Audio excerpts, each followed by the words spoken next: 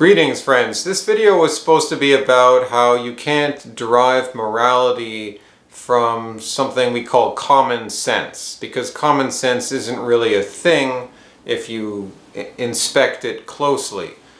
But related to this is the context which got me going on this topic, because I follow Dr. Ricardo Duchesne, who's a Canadian academic who sympathizes with the Great Replacement, as it's called, and the terrible effects of diversity, mass immigration, and what he calls the ethnocide of Euro-Canadians. Title of his book, which came out some years ago, Canada in Decay. So certainly someone I could follow to see what are they writing on X, or formerly Twitter, or I like to peruse it and especially look into the comment sections, because all of these people I'm convinced now are goofs. None of them are serious. They're serious in the sense that they recognize these demographic problems, but some of them are proponents of the, well, Nazis, basically. I'm not even using that word derogatorily because it's actually true, and but not. I don't really care. I just find that goofy. Okay, it's just goofy. It's stupid, but not necessarily that. I'm not saying that they're all like that. But you'll find some of that, and generally you'll just find atheism, materialism, and this. I don't think any of them are Christians, even loosely, like Protestants or anything like that. They're concerned with the plight of white people, but they don't care about Christianity. They think religion is stupid. Not all of them. I'm sort of focusing on one exchange I had today where the guy ended up blocking me because I just kept going back and forth, and he was telling me at the end, like, stop messaging me, and I was like, no, you know this is what the website's for. We're here to so he can block me. That's fine. But I wrote down our exchange. I wrote down because it's good to write it down before you might lose it. Even if you can find it, it's difficult to scroll through a website like that. And the thing that got this going was a post from Ricardo Duchesne. The post was a photo of, I guess, somewhere in Italy, something that looks like maybe the Sistine Chapel or something Renaissance, but it looks like it's somewhere in Rome. And it's probably a Catholic church, a cathedral, I would say, immense dome looking up, in this beautiful art. Dr. Ricardo Duchesne comments on this. He says, "This is the singular purpose of Western art, because Christianity as a European religion shaped by the Greek Platonic striving for perfection, aimed at raising humans to the highest demands of God. Unlike the gods of non-Western peoples, which asked for submission and prostration, Christianity called upon Europeans to honor the Most High God," in Bach's words, the composer, the German composer, I believe, to honor the Most High God, in Bach's words, in the sky, in search of perfection. So right away, I mean, there's some things I agree that Christianity aims to raise humans to the highest demands of God. I guess you could put it that way. Well, there is sometimes prostration in Orthodoxy. Occasionally, there is sometimes prostration. Well, not even occasionally. It just depends on what is the time. What is the right time to do that? There is sometimes prostrations. It's not that regular, but it can occur during liturgy. Like sometimes on Saturdays during the Greek liturgy, it's different from the Sunday liturgy. There is a prostration near the end of the liturgy where everyone, you don't have to, but so, we're Muslims. No, but that's an ancient tradition that goes beyond the West. But even in the West, we would have prostrated, you would have prostrated yourselves in the courts of kings and queens, wouldn't we have? I mean, maybe someone who knows more about the history, but I'm pretty sure we would have that would have been a thing in our own Western history as well. So there's nothing wrong about prostrations. That's a very noble, respectful thing to do, which we've now lost in our culture. He's saying that Christianity called upon Europeans to honor the Most High God in the sky. Why would you say the Most High God in the sky and just totally play into the most simple, stupid, atheist caricatures of the Christian God. You just play right into that stupid stereotype. No serious Christian believes that God is just some guy up there in the sky. God is a person, he's the Trinity, and he's transcendent, he's beyond space and time, but he is a person. The Father, the Son, and the Holy Spirit, the creator of the universe. And the energies which emanate from God include love, and Christ is the incarnate Word, which is truth, the principle of truth, the ordering principle of the universe. But I digress. I just think that he's appealing to a Catholic culture. Ricardo Duchesne, as far as I know, does not go to church, is not a Christian as far as I know, and he's welcome to correct me. These nationalists, or whatever you want to call them, these race realists, which I don't have any issue with that, by the way, but just as it happens, they like some of them to look upon the Christian heritage and tradition and then say, isn't that so great? But no, it wasn't actually Christianity for these people at all. It has nothing to do with Christianity. It just has to do with the fact that it happened to be white people doing it. Which is great, which is fine. We did do all these wonderful things, but that's the end point for these people. They don't actually see the grounding. They don't actually take seriously that, oh, well, look, Christianity came from somewhere else. It did come from the Middle East as a religion. And Orthodoxy, of course, is not something that's going to interest them because that was based in Byzantium, which is a civilization with the Eastern Roman Empire, which lasted about 1,000 years. It didn't fall until 1453 to the Turks. But it was based in Asia Minor, so it influenced a lot of Europe, and it was partially in Europe, but it was also beyond Europe. So it's not, so Ricardo Duchesne, I know he's not going to be too interested in that, because that's Eastern, that's not Western, even though at that time, over 1,000 years ago, I mean, how could you even say what the West was or what the East was? For in a meaningful sense, like the creation of the West as we know it today has its origins with the Western Schism and the foundations of Roman Catholicism today, not being in communion with the other patriarchates in Alexandria, Jerusalem, Antioch, etc., going their own way and therefore having their own tradition which went their own way, which we see in this very art. Is the Renaissance art portrayal actually the best way for art to be expressed in Christianity? Orthodox would beg to differ. Now, they had beautiful artistic achievements in the Renaissance, in the Catholic cathedrals. Just beautiful, beautiful art. But there are some things going astray.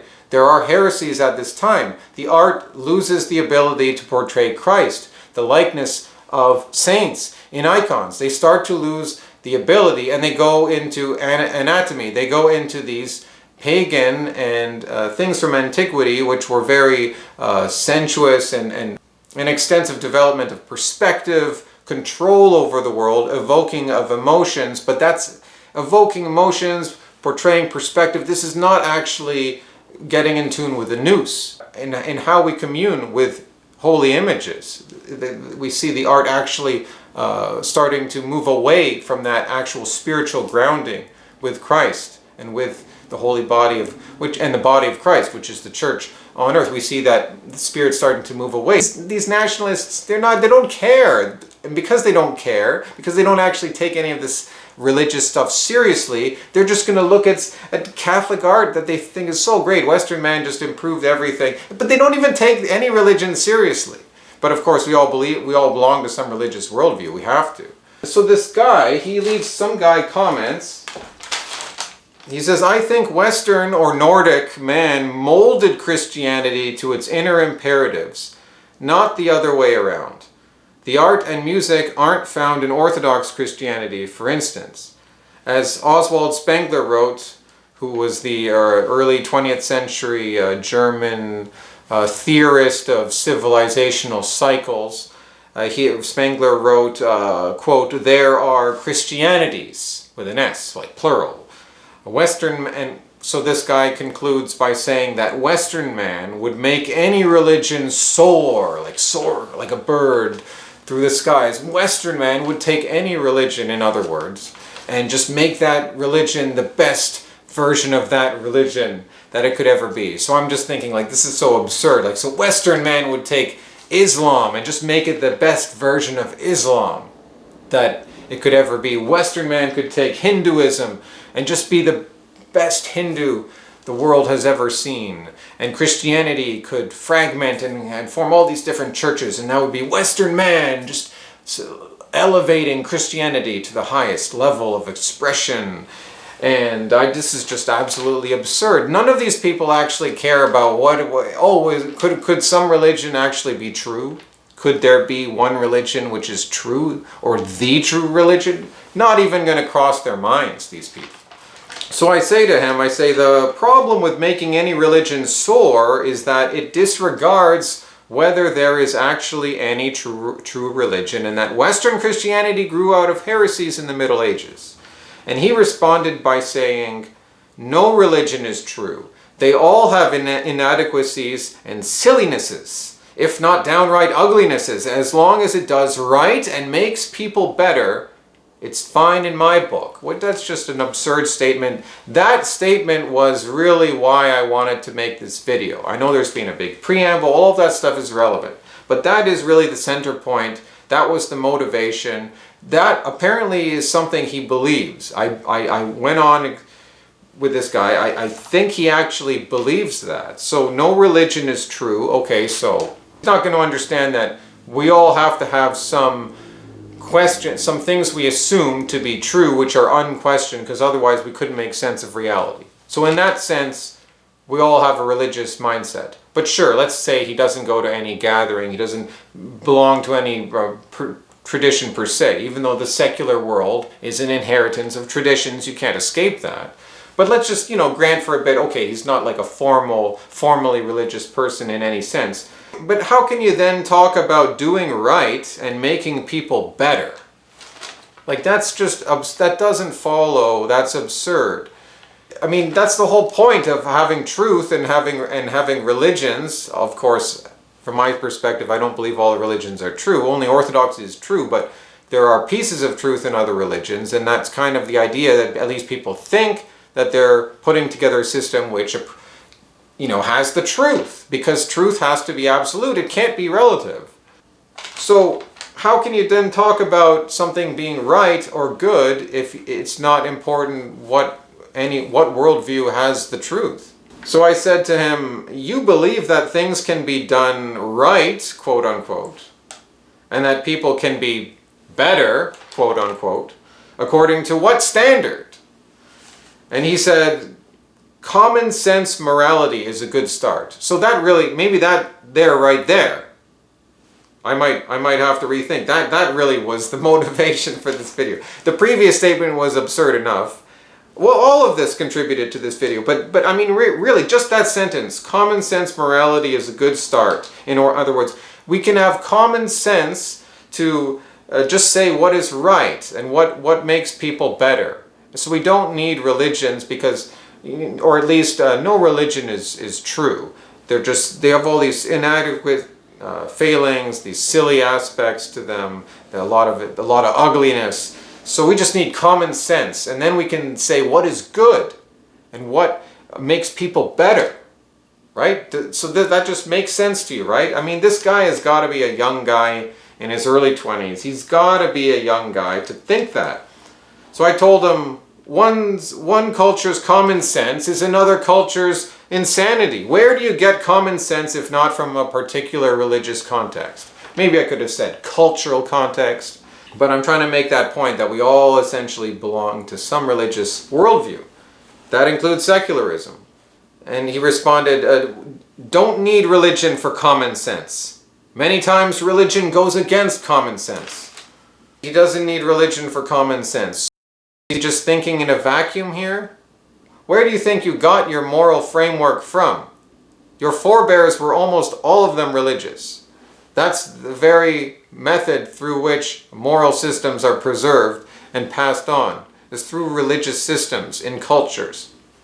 I told him, you didn't understand what I was saying about common sense. It's common sense to be religious. This is why every people in the history of the world has had a religion. How do you get to say what common sense is? Now he seized upon this. I was trying to assume his logic. What's it called? An internal critique? Where you assume the other person's position.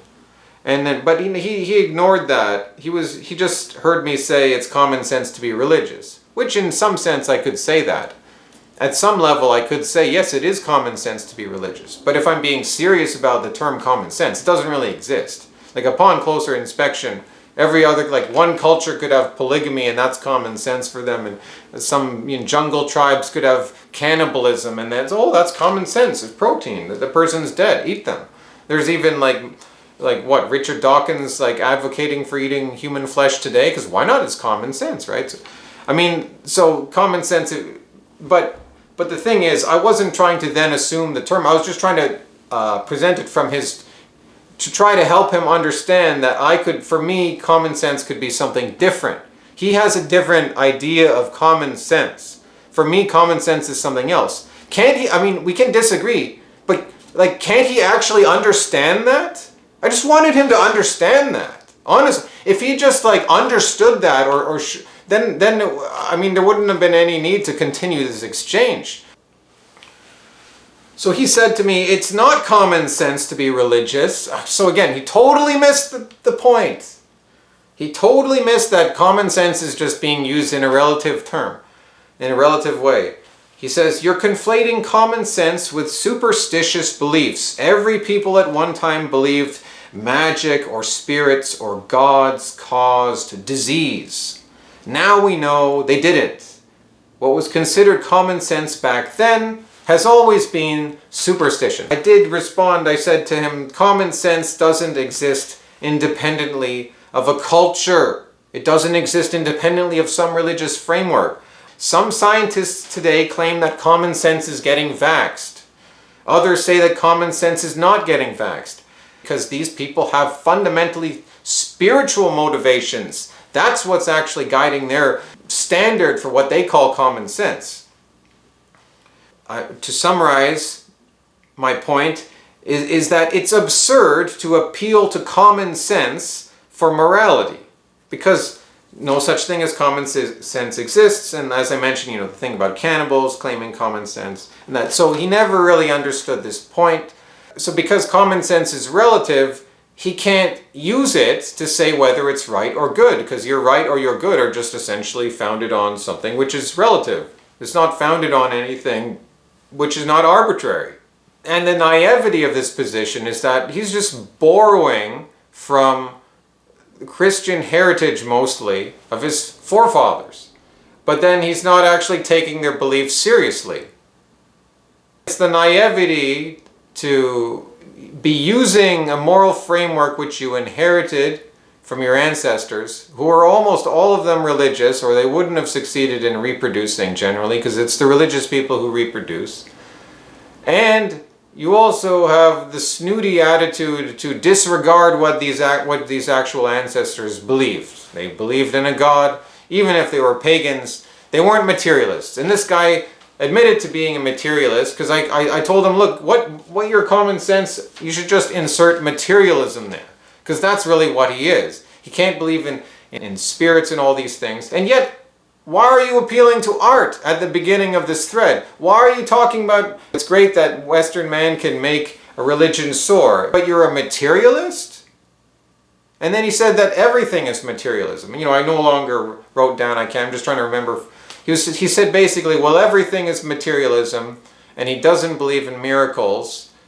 And I said, well, but you believe in, I don't know what he specifically believes in, but materialists tend to believe in a universe which created itself from nothing, and then life which created itself spontaneously from nothing. Well, they can't really explain that, but that's what some of them believe. And those are miracles. How are those not miracles? And why would that be common sense rather than assuming that it was just created by a creator?